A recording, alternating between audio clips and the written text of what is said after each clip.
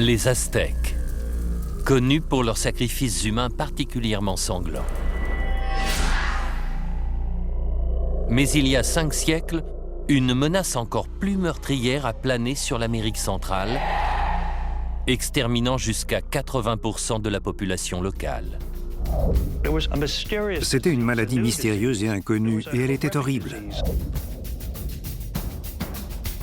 On pense généralement que les Aztèques ont disparu à cause d'un événement historique précis. Les maladies du vieux continent, importées par les envahisseurs espagnols. Aujourd'hui, des recherches scientifiques suggèrent un scénario totalement différent pour cette tragédie humaine. Si cette nouvelle théorie se confirme, le sort qui s'est abattu sur les Aztèques pourrait frapper de nouveau au XXIe siècle.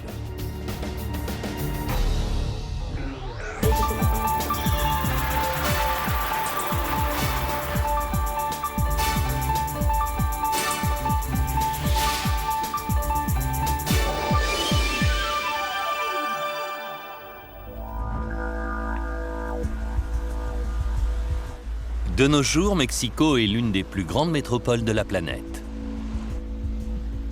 Elle compte plus de 20 millions d'habitants. Il y a 500 ans, il y avait déjà sur place l'une des plus grandes cités du monde. Tenochtitlan, avec une population de plus de 200 000 personnes, était la capitale d'une société très développée sur le plan technologique.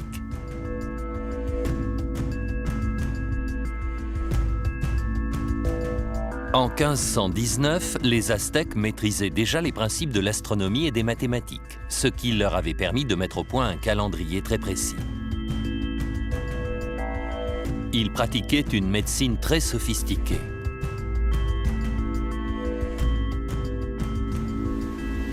Et ils avaient bâti un réseau complexe d'aqueducs pour approvisionner leur capitale tentaculaire en eau douce.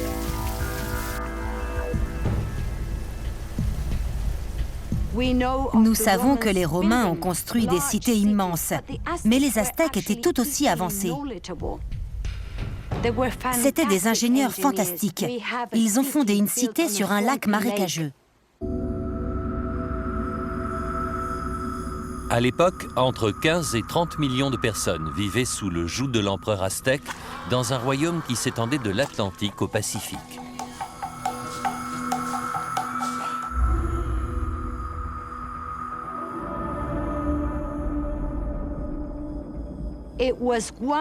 C'était l'un des plus grands empires du Nouveau Monde. En 1519, la ville de Tenochtitlan prospérait depuis près de 2 siècles. Mais sa fin était proche.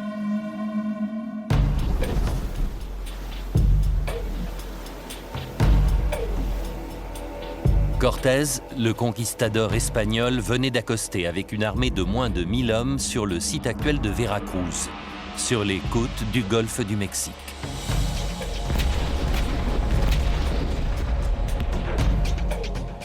Rapidement, il a renversé l'empereur Montezuma en combinant la ruse politique, la force militaire et la chance.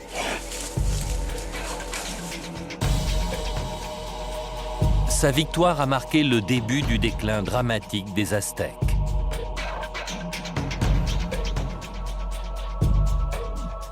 Quand les Espagnols ont débarqué sur le sol mexicain, les autochtones étaient au moins 15 millions.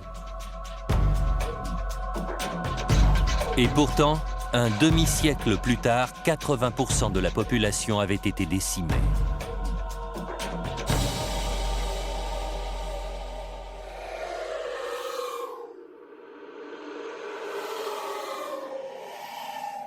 Une découverte faite en 2004 a livré de nouveaux indices sur les raisons de la disparition des Aztèques. Oaxaca, à près de 500 km au sud-est de Mexico. Les archéologues ont mis au jour les corps de quelques 2000 Aztèques enterrés dans une sépulture improvisée. Ils sont vraisemblablement morts dans les années qui ont suivi l'arrivée des conquistadors. Noreen Turos, ostéo-archéologue à l'université de Harvard, mène l'enquête sur cette antique affaire. Elle commence par éliminer une hypothèse évidente. Une attaque militaire par les forces espagnoles. Sur un champ de bataille, il y a toujours des lésions traumatiques associées au combat. On constate alors des marques sur les squelettes. Or là, il n'y en a pas. Elle exclut également la famine comme cause de décès. C'est l'autre hypothèse qui vient à l'esprit. On pense que cette hécatombe est due à la faim, mais il n'y a aucune preuve dans ce sens. Au contraire, il semblait bien nourri. Les premières constatations sont déroutantes. De nombreuses victimes sont jeunes. Elles semblent en forme, en bonne santé et bien nourries. Et pourtant, quelques 2000 Aztèques ont été inhumés à la hâte dans une fosse commune.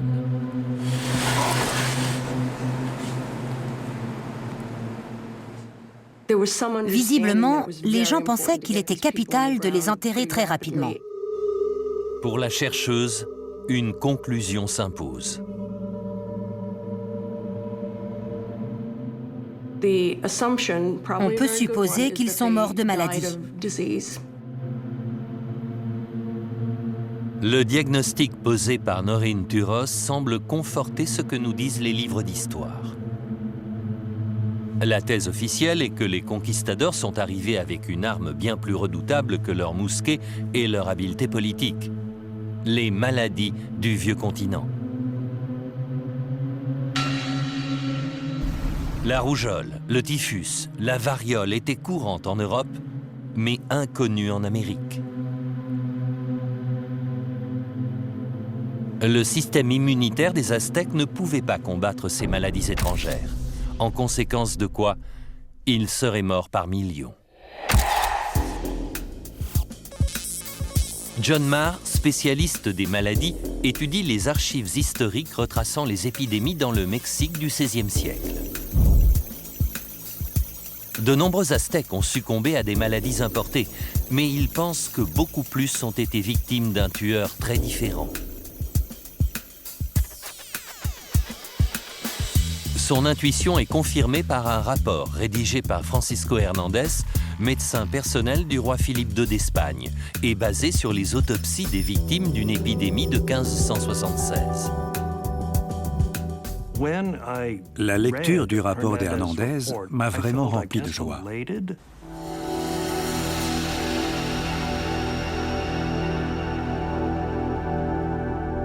Ce document, resté inexploité durant 4 siècles, décrit les constatations des médecins ayant autopsié les victimes aztèques.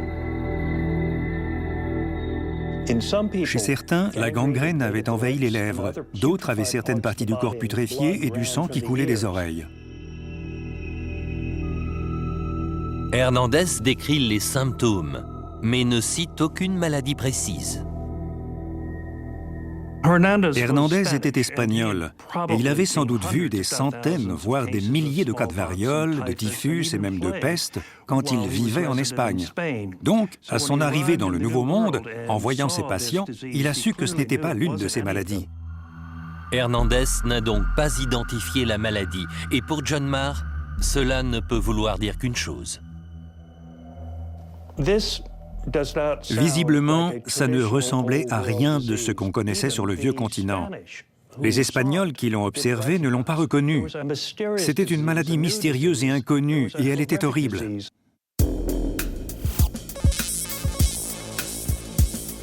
Les archives en images laissées par les Aztèques révèlent les symptômes du mal qui a dévasté la population. Ce dessin date sans doute du milieu du XVIe siècle. On y voit des gens mourant d'une maladie dont les symptômes sont décrits ici. Du sang qui coule des yeux, des oreilles, de la bouche et du nez. Ils en crachent aussi. Les hémorragies sont donc internes et externes. La population locale avait un nom pour désigner cette maladie. Cocolitzli, la grande peste. Le Cocolitzli n'existait pas dans l'Espagne du XVIe siècle. Sinon, les conquistadors auraient reconnu ces symptômes.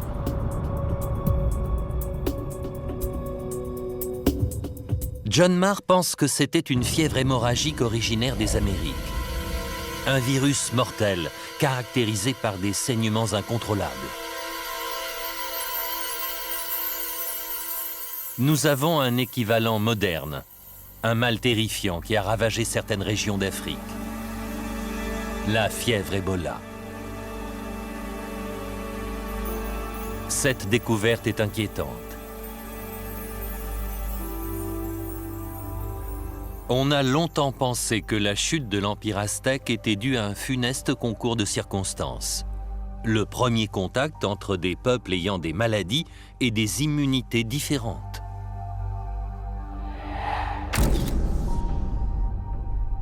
De nouveaux indices nous mettent sur une autre piste. Celle d'une épidémie provoquée par un virus endémique particulièrement meurtrier. Les virus peuvent rester en sommeil plusieurs siècles et ressurgir quand les conditions idéales sont réunies. Ce tueur du XVIe siècle pourrait être tapi dans l'ombre quelque part dans le Nouveau Monde et se réveiller.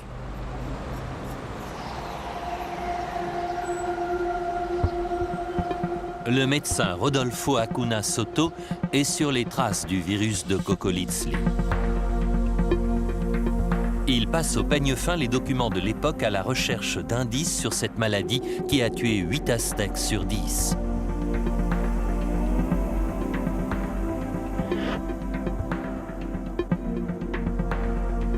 Les conquistadors espagnols ont laissé des archives détaillées. Ils faisaient des recensements réguliers dans les villes et les villages. Kim Foster, spécialiste de la visualisation 3D, rentre des données dans un logiciel d'information géographique qui montre comment la démographie évolue selon les endroits au fil du temps. Peu à peu, on voit apparaître l'ampleur de la tragédie aztèque. Les résultats sont stupéfiants.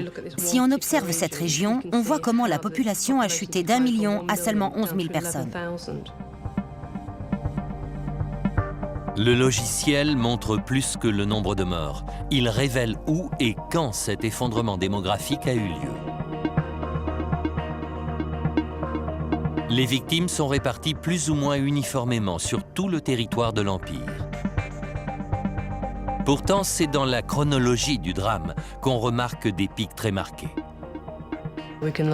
Nous pouvons partir de la situation de 1519, quand les Aztèques étaient très nombreux, et voir comment la population décline dans les années qui suivent. En 1545 et les années suivantes, près de 15 millions de gens sont morts. Et 30 ans plus tard, il y a eu une deuxième vague de 2 millions de victimes. Pour Rodolfo Acuna Soto, ces dates marquent le début des 2 grandes épidémies de Cocolitzli.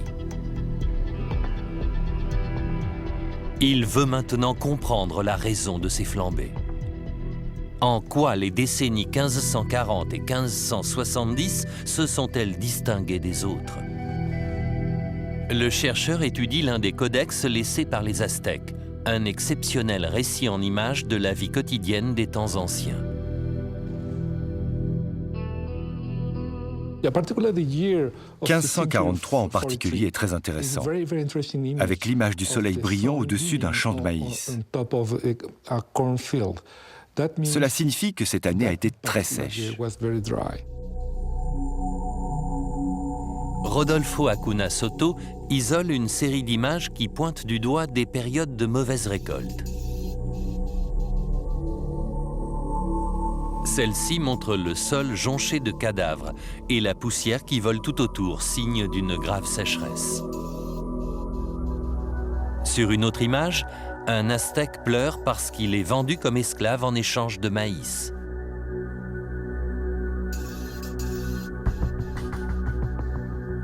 Ici, un sacrifice est destiné à stopper la famine.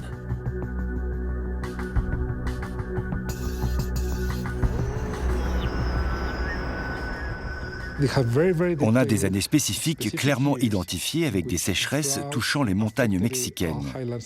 Et c'est très étroitement lié avec les flambées épidémiques.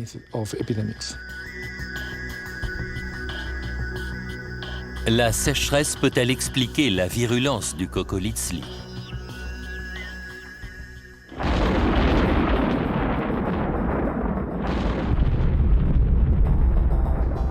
David Stahl est un météorologue un peu spécial. Il est dendrochronologiste. Il déchiffre les informations climatiques sur les siècles passés contenues dans les anneaux de croissance des arbres. Ici, l'année 1620 est une date importante dans l'histoire américaine. C'est la fondation de la colonie de Plymouth dans le Massachusetts. Autre date marquante, 1607, avec la création de la colonie de Jamestown en Virginie, la première implantation réussie d'anglais dans le Nouveau Monde.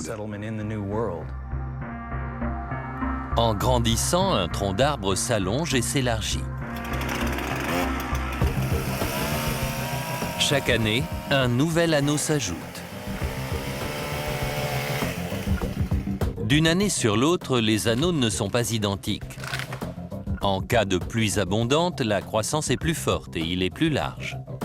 En revanche, en cas de sécheresse, l'arbre grandit moins et il est plus mince.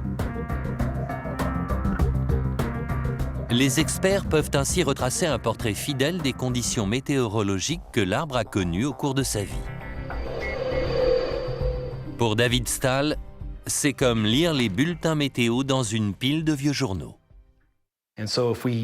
Si nous piochons au milieu de la pile pour sortir l'édition du 6 mars 2008, sur la dernière page, nous avons les prévisions météo pour les États-Unis.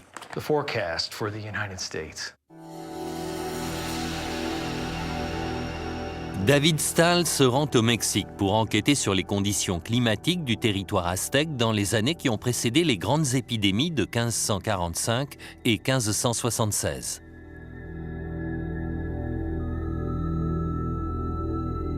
Avant l'arrivée des conquistadors, ce parc était au cœur de la capitale impériale, Tenochtitlan.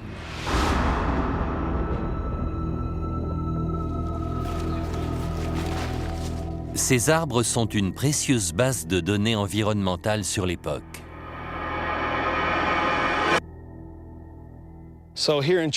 Dans le parc de Chapultepec, dans le centre-ville de Mexico, il y a de magnifiques cyprès de Montezuma. Nous pensons qu'ils ont près de 800 ans. Selon la légende, ils auraient été plantés par les Aztèques à Chapultepec.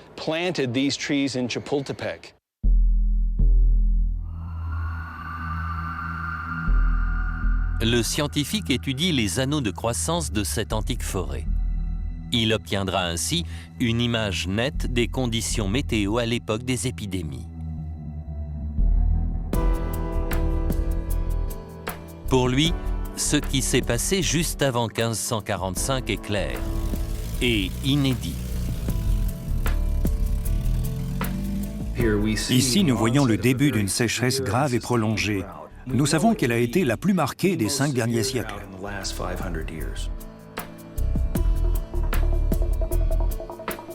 Les anneaux de croissance vont dans le sens de l'analyse du codex par Rodolfo Acuna Soto. Les épidémies ont été précédées par plusieurs années particulièrement sèches. Mais quand David Stahl pousse son investigation plus loin, les choses se précisent et se compliquent.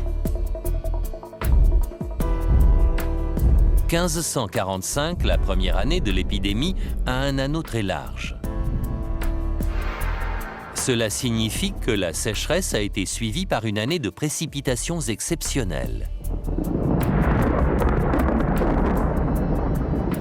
Cet événement climatique inhabituel se produit de nouveau juste avant la deuxième épidémie. Au milieu de cette période de sécheresse, il y a un anneau de croissance plus large que la moyenne pour l'année 1576. Ainsi, à chaque épidémie de Kokolitsli, le même scénario climatique s'est répété.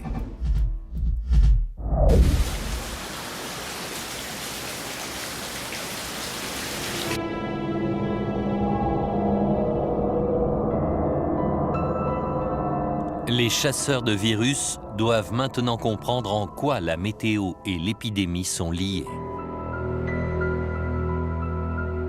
Une récente tragédie de l'autre côté de la frontière pourrait leur apporter des réponses.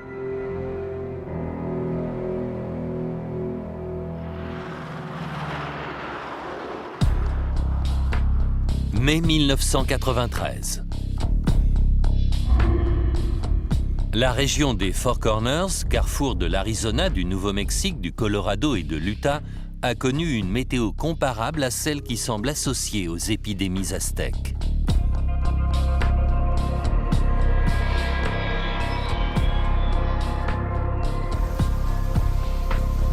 Une grave sécheresse, suivie de fortes pluies, a eu des conséquences dramatiques pour le Mexique du XVIe siècle.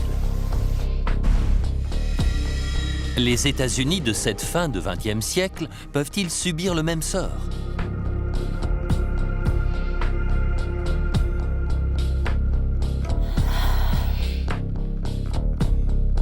Un jeune homme est conduit dans un hôpital du Nouveau-Mexique pour des difficultés respiratoires. L'équipe médicale fait son possible, en vain. Le patient meurt et sa fiancée aussi. Les autorités recensent 5 décès similaires. Elles redoutent une épidémie.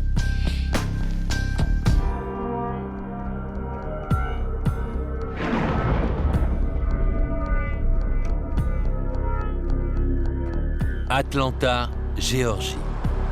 Le CDC, Centre pour le contrôle et la prévention des maladies, fait autorité dans le monde entier.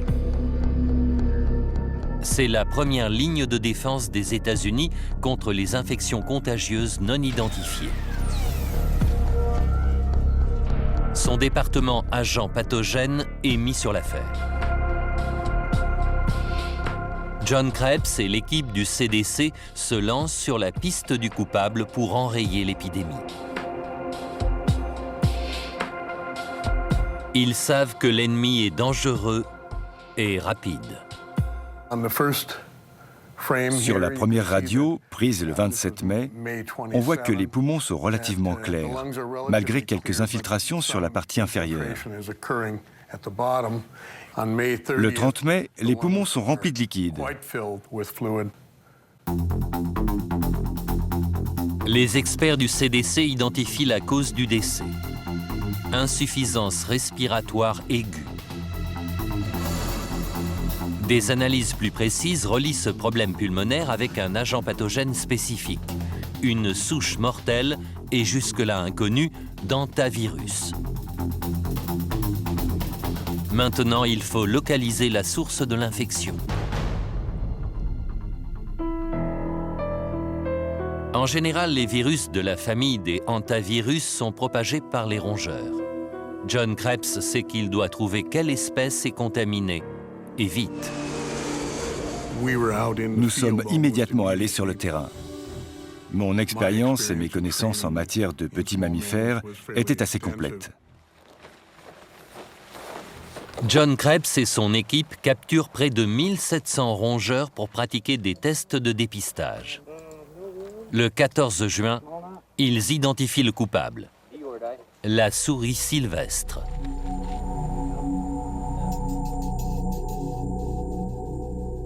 Les rongeurs sont éliminés des zones habitées.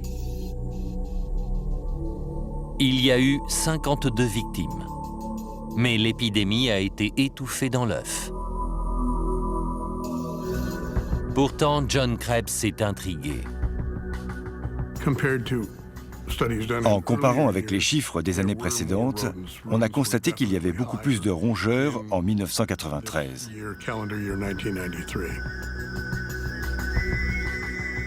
En fait, dans la région des Four Corners, la population des souris sylvestres a été multipliée par 10 pour cette seule année.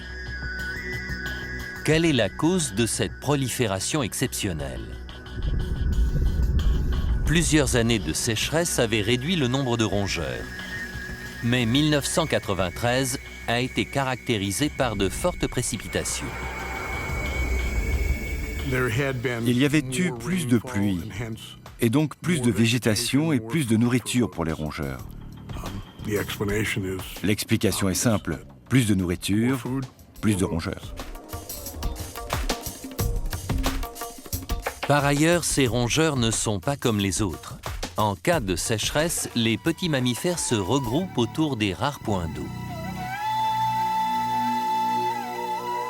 Seuls les plus résistants survivent aux maladies qui se propagent rapidement quand ils sont trop nombreux.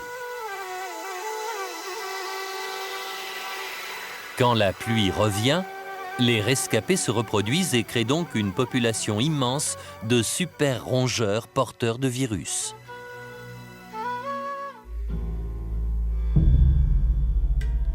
Il semble qu'un enchaînement d'événements similaires se soit produit à l'époque aztèque. Le bilan humain a été bien plus lourd.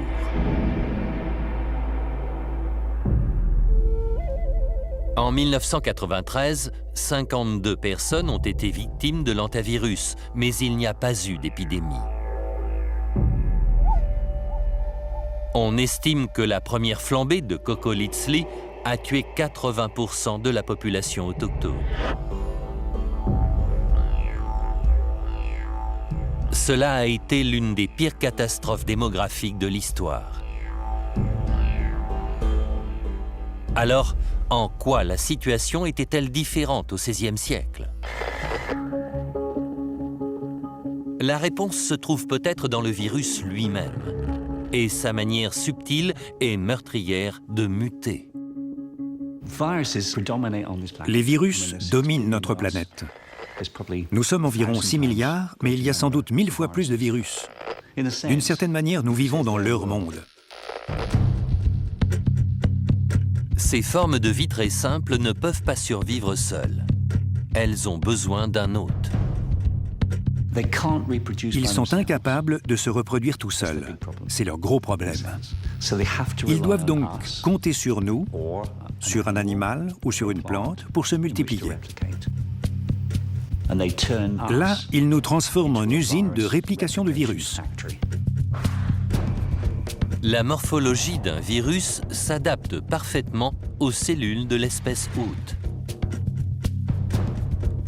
Voici par exemple une maquette du virus de la grippe aviaire. Cette petite protéine ici est spécialement adaptée pour s'accrocher aux cellules des poulets. Quand il se reproduit, le virus peut muter, ce qui modifie légèrement sa forme pour lui permettre de s'installer sur une autre espèce hôte.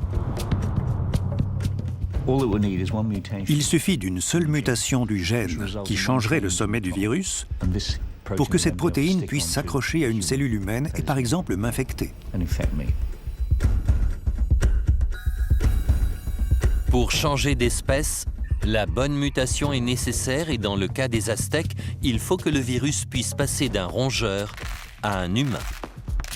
C'est un jeu de hasard. Mais le grand nombre de rongeurs malades fait pencher la balance en faveur d'une épidémie dévastatrice. Imaginez que le bonbon rouge représente le virus mortel transporté par les souris mexicaines. Plus je verse des bonbons jaunes dans ce saladier, plus j'ai de risques que l'un d'eux devienne un mutant. Je peux manger les jaunes, je peux faire ce que je veux avec eux parce qu'ils ne me contamineront pas. Mais si j'en prends un au hasard et que j'ai la malchance de tomber sur le rouge, alors il peut m'infecter.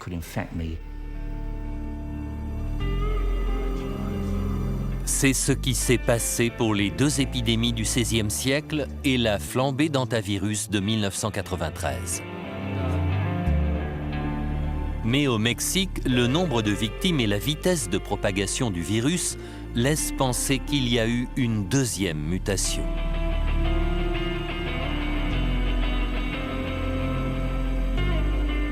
Cette mutation aurait permis au virus de se transmettre directement d'un humain à un autre. Une fois que cela s'est produit, tous les éléments étaient réunis pour une véritable apocalypse sanitaire.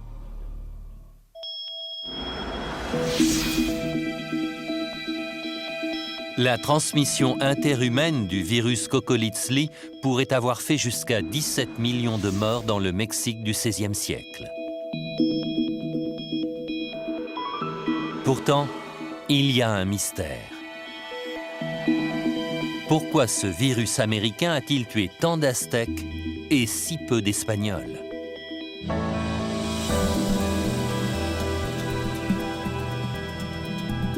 Ce n'est certainement pas parce que les Européens avaient une médecine plus avancée. Les Aztèques possédaient un grand savoir médical. Ils connaissaient particulièrement bien le corps humain.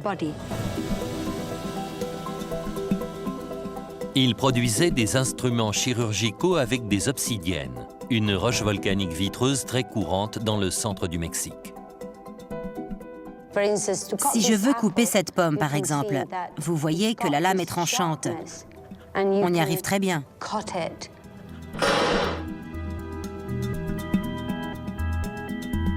Leur pharmacopée était si efficace que les Aztèques ont même soigné les envahisseurs espagnols.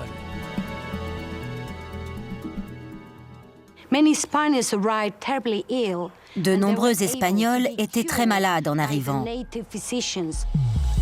Et ils ont été guéris par les médecins aztèques, qui utilisaient des remèdes traditionnels à base de plantes. Les Aztèques ont donc soigné les conquérants. Et pourtant, c'est sans doute un virus meurtrier local qui les a tués par millions.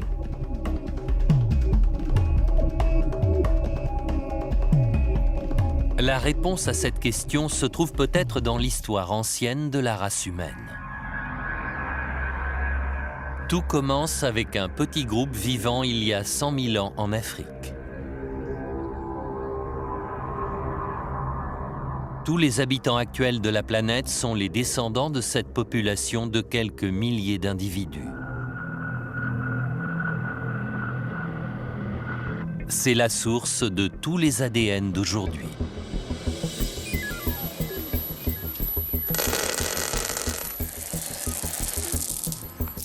Reprenons nos bonbons de couleur. Maintenant, ils représentent la diversité génétique de cette population africaine ancestrale. Quand les petits groupes se sont dispersés pour aller vivre sur toute la surface du globe, chacun ne contenait qu'une fraction ou sous-ensemble du patrimoine génétique d'origine. Il y a environ 15 000 ans, ces groupes moins diversifiés sur le plan génétique ont colonisé l'Europe, l'Australie et l'Asie.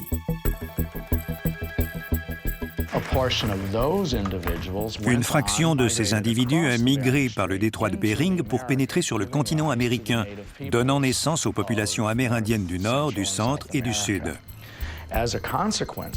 La conséquence de cette histoire évolutionnaire, c'est que les Amérindiens ne contiennent qu'un sous-ensemble de la diversité génétique qui existe en Asie et une portion encore plus petite de celle de l'Afrique.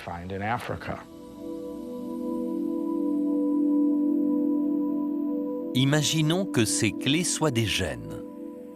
Plus il y en a, plus on a de chances de réussir à ouvrir un cadenas donné. Chaque cadenas représente un virus potentiel différent. De leur côté, les clés symbolisent un élément du code génétique capable de combattre une infection. Je peux passer en revue tous les virus susceptibles d'attaquer le système immunitaire d'une population très diversifiée. Je trouve presque toujours la bonne clé pour que le système immunitaire fasse bien son travail. Plus la diversité génétique est grande, plus on a de chances d'être en mesure de repousser un envahisseur.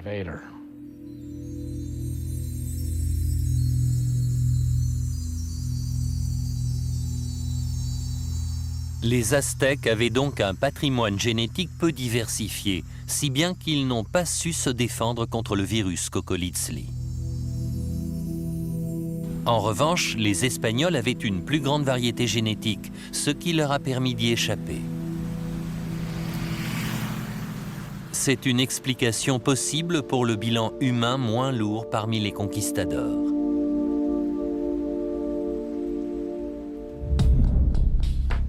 Pourtant, le médecin mexicain Rodolfo Acuna Soto a fait une découverte qui remet en question la thèse génétique comme seule solution de cette énigme. En étudiant les recensements, il a identifié un groupe d'Espagnols où il y a eu de nombreuses victimes. les hommes d'église. C'est le seul sous-groupe de la population espagnole qui est tombé malade et qui a succombé à l'épidémie. Les prêtres espagnols sont arrivés au Mexique à la fin de la conquête pour convertir les autochtones.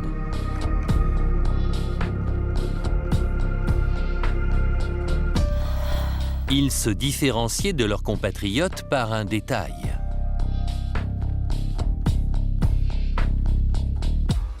La plupart des prêtres qui sont morts travaillaient très étroitement avec la population indienne. C'est un fait avéré. Cela suggère que quelque chose dans les conditions de vie partagées par les Aztèques et les prêtres a rendu le Coccolizli particulièrement mortel.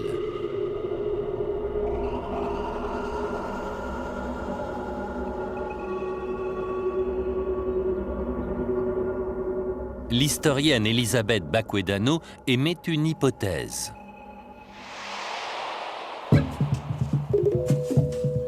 Avant l'arrivée des conquistadors, les Aztèques cultivaient le maïs sur de petites parcelles familiales.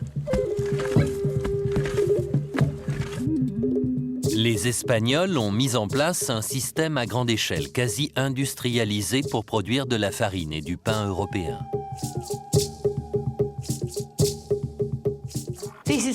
Ça a été une époque très difficile pour les Aztèques. Leur vie a radicalement changé.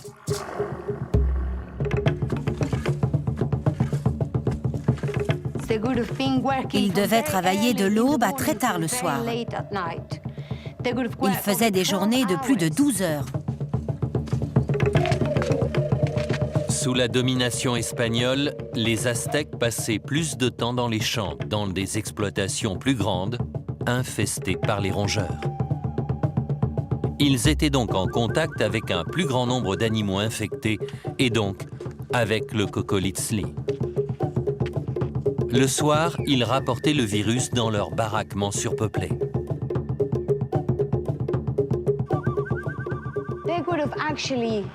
Ils dormaient à plus d'une douzaine dans cette pièce, dans des conditions sordides et très pénibles. Dans ces habitations bondées, le virus avait une foule de victimes à sa disposition. C'est peut-être là que s'est produite la deuxième mutation cruciale. La maladie pouvait désormais se transmettre d'homme à homme. Ensuite, le Coccolizli a pu se propager à 17 millions d'Aztèques. Pour Rodolfo Acuna Soto, cette tragédie a été déclenchée par une longue période de sécheresse.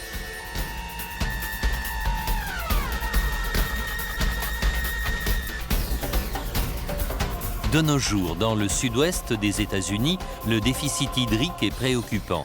Et depuis 500 ans, on n'avait pas connu une telle aridité. Alors, la peste aztèque pourrait-elle revenir ?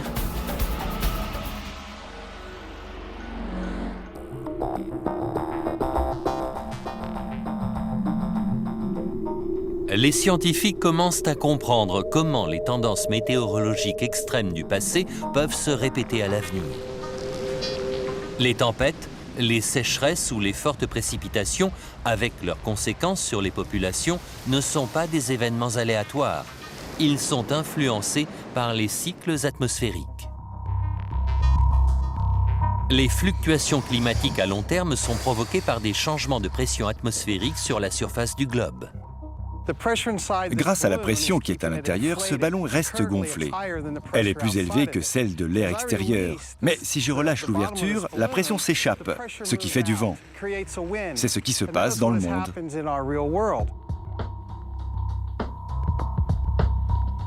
Quand l'air se réchauffe, il se dilate et devient moins dense, ce qui crée des zones de basse pression.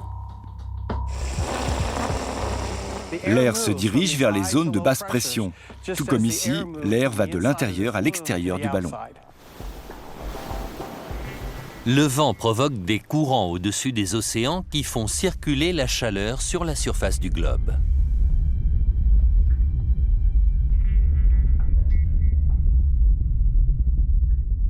La direction de ces vents peut varier selon des cycles ou oscillations de plusieurs années.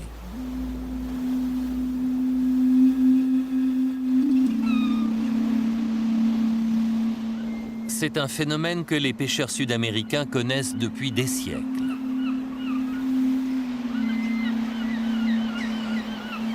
Tous les 3 à 7 ans, les poissons se raréfient brutalement au large des côtes péruviennes. Les autochtones l'appellent El Niño, le petit garçon, parce qu'il se produit toujours vers Noël.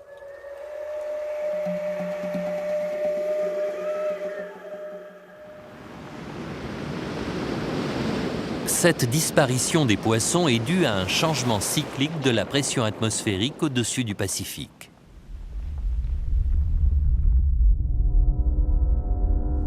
En temps normal, le vent souffle d'est en ouest, refroidissant l'eau au large des côtes pacifiques du continent américain. Quand El Niño survient, cette circulation s'arrête, voire change de sens, ce qui augmente de plusieurs degrés la température dans le Pacifique Ouest et fait fuir les poissons loin du littoral sud-américain.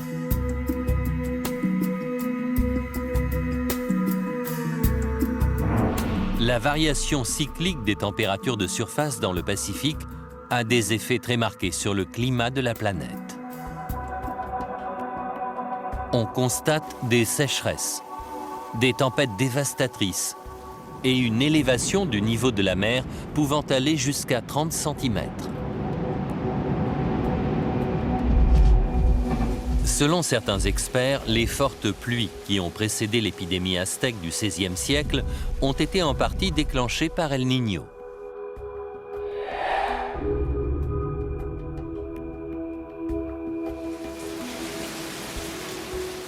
Mais El Niño n'est que l'une des 3 grandes fluctuations météorologiques ayant une influence sur le climat américain. Les 2 autres ont un cycle encore plus long.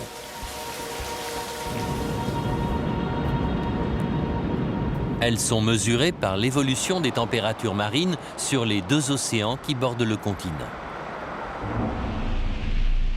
À l'ouest, la température marine de surface fluctue selon un cycle de 20 à 30 ans appelé oscillation pacifique décennale, ou PDO. À l'est, l'oscillation atlantique pluridécennale, ou AMO, met de 65 à 70 ans pour faire varier la température de 0,5 degrés. Ces variations thermiques sur les 2 fronts de mer américains ont un impact profond sur le climat du continent.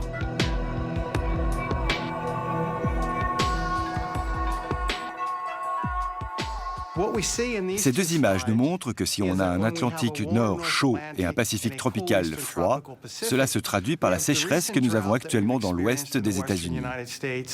Quand la situation est inverse, à savoir quand la température de surface est froide dans l'Atlantique Nord et chaude dans l'est du Pacifique tropical, il y a de l'humidité en Amérique du Nord.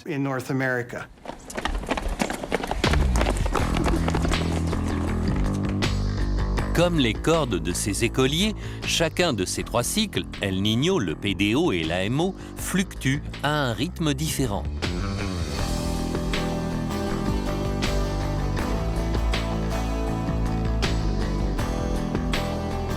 Et chacune de ces oscillations se déroule sur des années, voire des décennies, si bien qu'une conjonction particulièrement dangereuse des 3 ne se produit qu'1 ou 2 fois par millénaire. Quand ils joignent leurs forces, ces 3 phénomènes météorologiques peuvent provoquer des sécheresses très graves en Amérique. C'est justement ce qui s'est passé au XVIe siècle et qui a entraîné le déclin des Aztèques.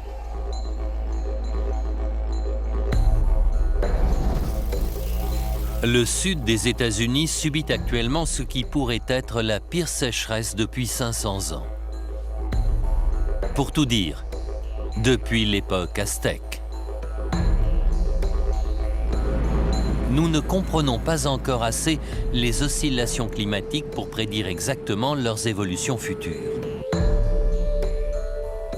En revanche, les scientifiques peuvent dire que nous sommes actuellement au début de 3 décennies de sécheresse.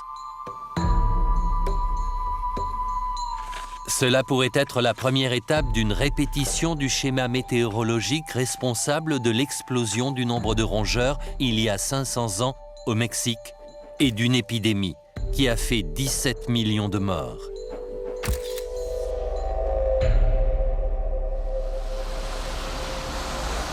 Et aujourd'hui, le réchauffement climatique pourrait créer le deuxième ingrédient meurtrier nécessaire pour provoquer une catastrophe.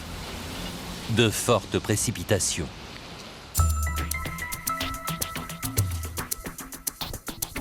L'augmentation des gaz à effet de serre piège un plus grand volume de chaleur solaire dans l'atmosphère. Les 14 années les plus chaudes jamais enregistrées sont postérieures à 1990. Pour Richard Halley de l'Université de Pennsylvanie, cela ne peut avoir qu'une seule conséquence.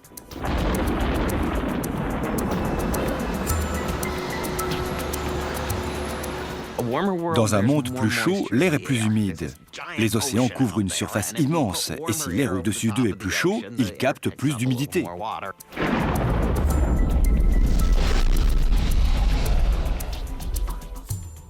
Et plus d'eau, ça fait plus de pluie, et donc plus d'inondations.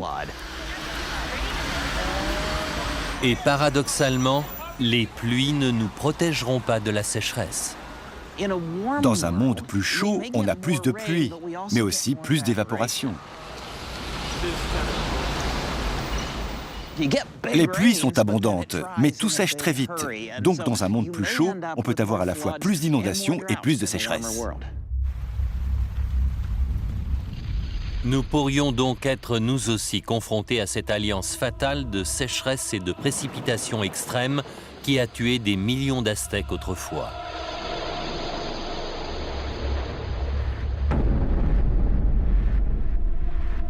Ce schéma météorologique crée les conditions nécessaires à une propagation très rapide d'un virus dont les rongeurs sont le vecteur. Ces organismes savent muter et s'adapter. Si l'épidémie aztèque a fait tant de morts si rapidement, c'est sans doute parce que le virus a évolué pour avoir une transmission interhumaine. Facteur aggravant, le monde du XXIe siècle est potentiellement bien plus vulnérable face à une pandémie mondiale. Ces virus ont bien plus d'occasions de se propager qu'autrefois. Nous sommes de plus en plus à voyager en avion. Il faut considérer le nombre de gens qui se déplacent en permanence et peuvent donc attraper un virus au point A pour l'emmener jusqu'au point B. Et en quelques heures, il y a une flambée épidémique. Alors que notre planète se réchauffe, la carte des maladies infectieuses du monde se redessine. Le réchauffement donne aux insectes capables de contaminer les humains la capacité de se déplacer plus au nord, dans des régions où ils ne pouvaient pas survivre jusque-là parce qu'il y faisait trop froid. Aujourd'hui, il y a plus de 6 milliards d'humains sur la planète et la croissance démographique est sans précédent.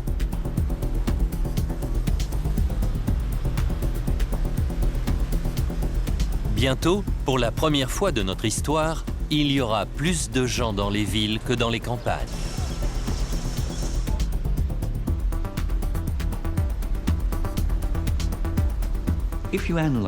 Aujourd'hui, la vraie menace, ce n'est pas Al-Qaïda ou le bioterrorisme, ce sont les maladies infectieuses mondiales. C'est ça le danger. Aujourd'hui, une pandémie meurtrière pourrait se propager plus vite et plus loin que jamais auparavant.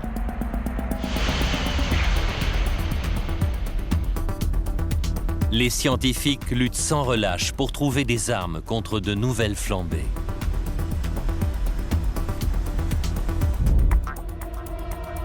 S'ils échouent, le destin des Aztèques il y a 500 ans nous laisse entrevoir le terrible prix que nous aurons à payer.